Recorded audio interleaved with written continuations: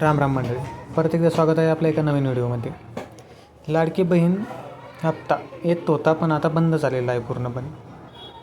आता काय करायचे व यावर उपाय काय आहे हे आपण या व्हिडिओमध्ये बघणार आहोत. तर सर्वात पहिले तुम्हाला तुमचं बँक खाते आधारशी लिंक आहे का नाही हे तपासावे. जर ते लिंक असेल आणि तरीही हप्ता आलेला नसेल तर पुढील स्टेप फॉलो करावी. आता काही लाडक्या बहिणींनी KYC केलेलीच नाही आहे पूर्णपणे, म्हणून त्यांचा हप्ता येण्यास थोडा उशीर होत आहे. आता नवीन KYC तर चालू नाही आहे, पण ज्या लाडक्या बहिणींना KYC केलेली आहे पण त्यांची चुकलेली आहे त्यांच्यासाठी सरकारने मुदतवाढ दिलेली आहे. तरी तुम्ही जिथे जाऊन KYC पूर्णपणे कंप्लीट करावी.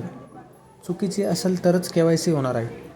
आता बँक खाते लिंक असूनही KYC बरोबर असूनही तरीही हप्ता येत नाही, तर तुमचा तिसरा प्रॉब्लेम असू शकतो की तुम्ही एकाच घरात 2 किंवा 3 व्यक्तीपेक्षा जास्त लाभ घेत आहे.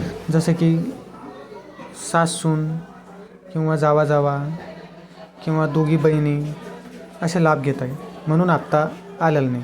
त्यापैकी एकाचाच हप्ता येणार आहे असे त्यांनी GRमध्ये सांगितलेले होते.